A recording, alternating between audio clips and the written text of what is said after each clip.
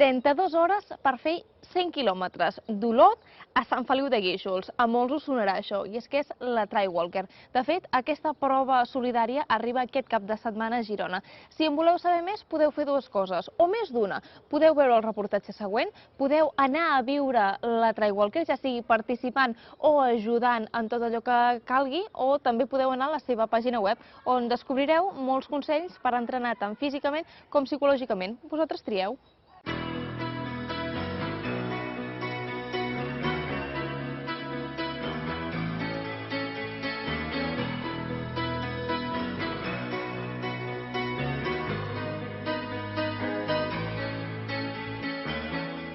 Aquest cap de setmana a Girona hi ha la Trailwalker, la Intermón Oxfam Trailwalker. Això és un repte esportiu solidari, dels més importants que se celebra a l'estat espanyol. De fet, és l'únic que es fa a Catalunya i un dels tres que organitza Intermón a l'estat espanyol.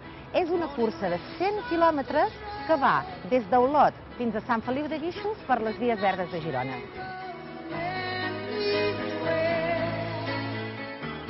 Les vies verdes són uns traçats que són còmodes, segurs i, en el cas de la Trailwalker, molt ben senyalitzats.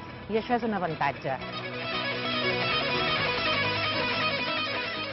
Cap de setmana de l'1 i el 2 d'abril tindrem a dins de la Via Verda, a part de les persones que hi puguin circular habitualment, perquè la Via Verda mai es tanca, encara que s'hi organitzi una activitat, tindrem aquests 2.200 participants de la Trailwalker, que són les 4 persones de cada equip, més els seus equips de suport. Tindrem tota l'organització d'Intermón Oxfam, que representa un nombre important de persones, també l'organització del consorci, però sobretot també tenim, que s'ha de mencionar, una part molt important de voluntariat de cada municipi.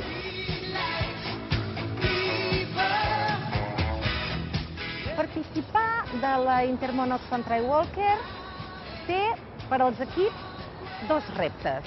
D'una banda són els 100 quilòmetres que s'han de fer, us heu de preparar físicament, però també us heu de preparar mentalment, perquè si en algun moment algun punxa, l'altre li pugui donar suport. Per això és important conèixer. També són molt importants els equips de suport, no només pel fet que els hi portin menjar o els hi facin massatge, sinó per com mobilitzen tot el seu entorn, com els hi porten familiars, els hi porten amics, els hi van fent sorpreses al llarg del recorregut. Realment els equips de suport cada any munten activitats més engrescadores.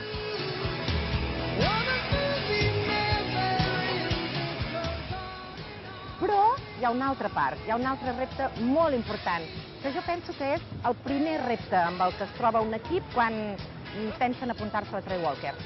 És una cursa solidària. Hem de recaptar un mínim de 1.500 euros, que després Intermón destina a projectes que té de solidaritat arreu del món. Recapten els 1.500 euros, 2.000, 3.000, 8.000, fins i tot algun equip n'ha recaptat uns 10.000.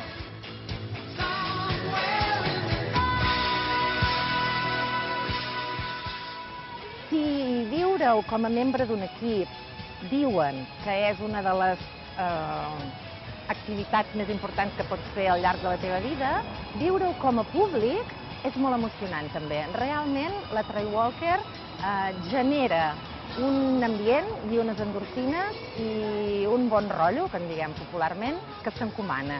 I us recomano molt anar a qualsevol dels pobles que hi ha entre Olot i Sant Feliu de Guíxols i viure aquesta experiència i animar-los, perquè és genial el que fan aquests equips.